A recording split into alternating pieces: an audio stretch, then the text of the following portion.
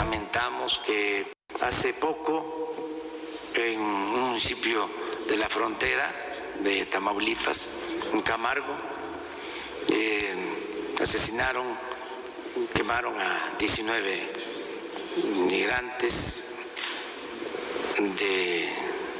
del hermano país de Guatemala. Y si esto no lo queremos para los adultos, menos para los niños, no lo queremos para nadie. Entonces, hemos tomado la decisión de reforzar las acciones en la frontera sur.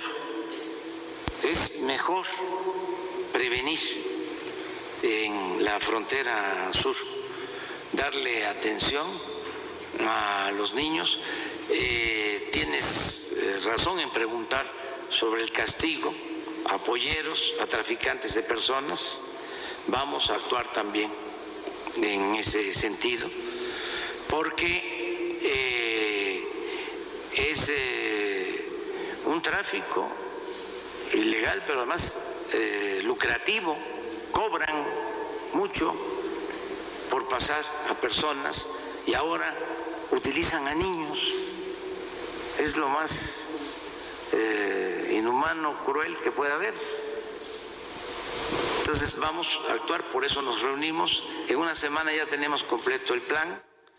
Bueno, y con la parsimonia y la paciencia que el longevo presidente de los Estados Unidos mexicanos, Andrés Manuel López Obrador, daba estos detalles en conferencia de prensa, vamos a hablar y hacer el análisis de lo que pasa. Obviamente es una cuestión de seguridad de los mexicanos, dice Andrés Manuel López Obrador, una cuestión de prevención para que no vuelva a suceder aquella situación como la masacre en Tamaulipas, donde mueren 16 compatriotas guatemaltecos provenientes de Comitancillo, San Marcos, la mayoría. Pero también aquí hablemos lo que hay detrás de bambalinas. Y lo que hay detrás de bambalinas son esos acuerdos establecidos entre los Estados Unidos de América y los Estados Unidos mexicanos, en donde México se ha convertido literalmente en el muro verdadero, en la frontera real de Estados Unidos con lo que son los países del Triángulo Norte Centroamericano, donde nos incluyen a nosotros.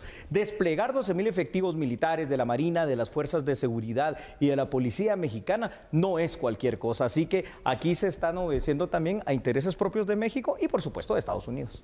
Efectivamente, Julio, nos sorprende también este anuncio que hace el presidente de México en una parte, pero también sabemos que desde hace unos meses ha venido pues implementando ciertas medidas también para el resguardo de la frontera que no se había visto en otras ocasiones. Sí. Y todo pues a raíz de ciertas comunicaciones que han tenido también Estados Unidos y México, que hace pensar entonces que pues hay una exigencia de poder redoblar los esfuerzos para poder controlar y reducir también el flujo de migrantes irregulares en la frontera de Guatemala, México y por supuesto México, Estados Unidos. Por supuesto. Yo no sé cómo te parece a ti que se haya argumentado la situación de los migrantes guatemaltecos que fallecieron, que fueron pues asesinados de esta forma, como una justificación. Miren, está pasando esto, entonces para evitarlo vamos a cerrar. Como que está muy tarde, ¿no? También el pronunciamiento. Hombre, es que si previamente... A ver, lo de la masacre de Tamaulipas pasó en los últimos días del mes de enero, si no me equivoco, el 21 de enero. Exacto. Pero estamos ya prácticamente a 21 de abril, han pasado 3 meses. Ahora, que Andrés Manuel López Obrador nos venga a querer justificar que lo va a hacer por seguridad y prevención de los migrantes, por favor, es decir, no, yo creo que aquí AMLO sí tiene que ser más claro y tiene que aceptar inclusive lo que ya algunos medios de comunicación estadounidenses hace 3, 4 semanas atrás venían y decían y que el gobierno mexicano ha negado, es decir, el fuerte llamado de atención de la administración Biden para que México frene o sea parte de ese muro real, literal, a través de fuerzas de seguridad con relación a los migrantes centroamericanos. Y lo vimos en la última caravana de hondureños, cómo pues se han constituido en un ente bastante efectivo, por lo menos por las vías tradicionales de evitar el trasiego de personas, la trata de personas. Sin embargo, aquí hay otra cosa que a ver cómo México va a poder responder a esto. La frontera Guatemala con México es demasiado grande. Totalmente, Julio. Mira, cada país y cada gobernante tiene el derecho de establecer las políticas que ellos consideren para el resguardo de la seguridad, para ver el tema migratorio. Ellos son libres de poder entonces presentar su plan.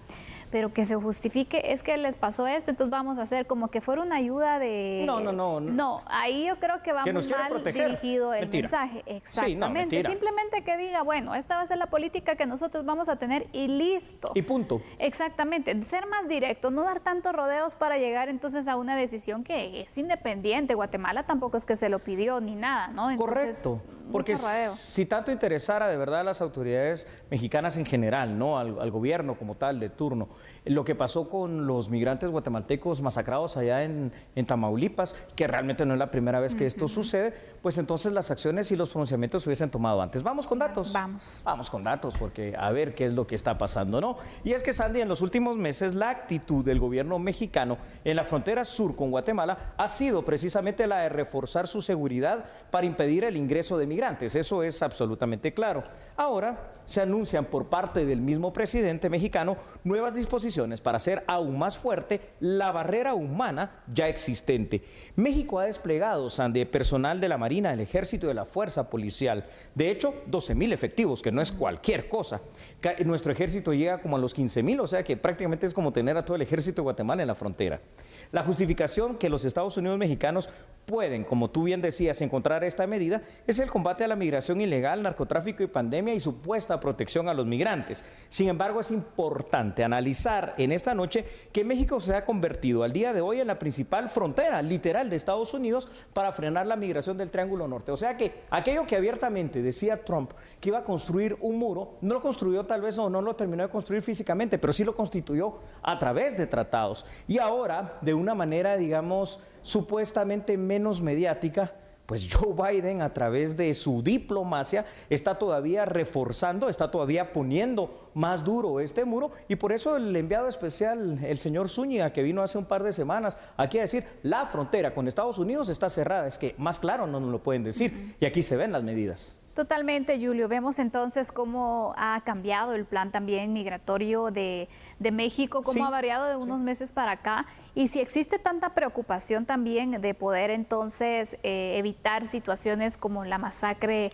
en contra de migrantes, también pedimos que se pueda hacer algo para resarcir a las familias, para poder fortalecer estos puntos, y México también pues esperamos que pueda fortalecer incluso el tema de seguridad, ¿no? En situaciones de que sus autoridades, hablemos de agentes policiales específicamente también, no estén involucrados con el crimen también, porque es que eso es lo dramático. Vemos ciertas debilidades que se han evidenciado y que se han denunciado incluso desde hace ya varios tiempos, Julio. El grupo de policías de Tamaulipas que le da muerte precisamente por órdenes de narcotráfico a no otorgar el PIN, es decir, el pago correspondiente a aquellos migrantes guatemaltecos de Comitancillo San Marcos, no es el único ni es el primero, y así existen más. De hecho, en las últimas semanas han fallecido más ciudadanos guatemaltecos en territorio mexicano, y también recuerdo hace poco, 1 o 2 semanas, el caso de una ciudadana salvadoreña en ese mismo territorio. México, al día de hoy, creo que se le está olvidando una situación. Está bien, tienen derecho a proteger su país, a proteger su frontera, nadie dice que no,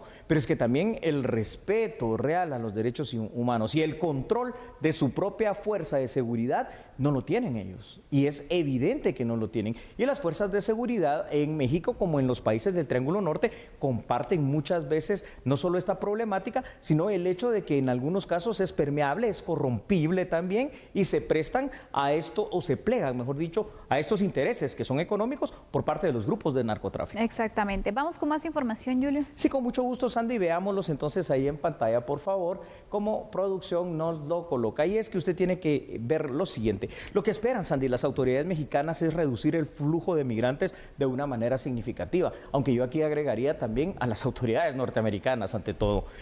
Lo que se puede temer por parte de los migrantes es una ola de represión y de violaciones a sus derechos más fundamentales. Recordemos que en los últimos meses se han suscitado eventos donde los ciudadanos salvadoreños, pero por sobre todo guatemaltecos, han perdido la vida en territorio mexicano. También es importante señalar que la frontera México-Guatemala es muy extensa territorialmente y que por ende también termina siendo muy porosa, es decir, va a ser muy difícil al final de cuentas para esta gran fuerza de 12,000 efectivos de todas las fuerzas policiales y el ejército mexicano cubrir la extensión territorial de esa frontera. Exactamente. Ya hemos tratado entonces este punto desde las acciones de México, pero Ahora vamos, Julio, también a ver que Guatemala también se tiene que poner la pilas. La diplomacia tiene que activarse. Exacto, pero también en el sentido de ir facilitando las oportunidades para sus pobladores, claro, para que no tengan la necesidad de estar migrando, porque también el tema migratorio no vamos a culpar, bueno, es que México va a fortalecer su frontera, no va a dejar pasar. O Estados Unidos. Exactamente, que ellos, repito, son independientes de tomar las decisiones que consideren para resguardar entonces su territorio. Pero la responsabilidad directa es de cada país, Julio, de evitar entonces ese flujo migratorio. Así es, por eso una vez más yo creo que es importante recordar lo que tanto hemos analizado contigo y ustedes allá en casa, aquí en A la Medida. Guatemala, hablemos de nosotros porque esto lo comparte Honduras y El Salvador. Prioridad número 1, la seguridad, porque si brindamos seguridad de todo tipo a nuestros ciudadanos, incluyendo la seguridad pública, la seguridad ciudadana y hasta la seguridad alimentaria, porque hay que decirlo en nuestro caso, entonces ya podemos hablar de volver a ser atractivos para los inversionistas. Primero los nacionales, luego los regionales y por supuesto después aquellas grandes transnacionales que pueden ver a Guatemala como una gran oportunidad de negocio para poner aquí sus empleos y crear más plazas de trabajo, que eso es lo que se necesita hacer. Por supuesto, también esto debe reactivarse con cosas que hemos platicado tú y yo. Por parte del gobierno en este momento fortalecer lo que es el cooperativismo, apoyar a esos pequeños emprendedores y por supuesto apoyar con créditos blandos y tomar otro tipo de medidas, pero los responsables iniciales somos nosotros. Totalmente, es muy importante entonces analizar estos puntos y ya que tratas el tema de seguridad, Julio, uno de los motivos también por lo que hay personas que migran es por amenazas, porque no se sienten entonces tranquilos y tienen que salir huyendo de sus viviendas. Otra situación es las personas que tienen un negocio que ya no se les hace sostenible porque tienen que pagar tantas extorsiones, porque ya son varios grupos los que están, los imitadores, exactamente, los pandilleros. Entonces hay diversas razones por las cuales desde el punto de vista de seguridad también se obliga a la gente, te diría, a buscar otras alternativas.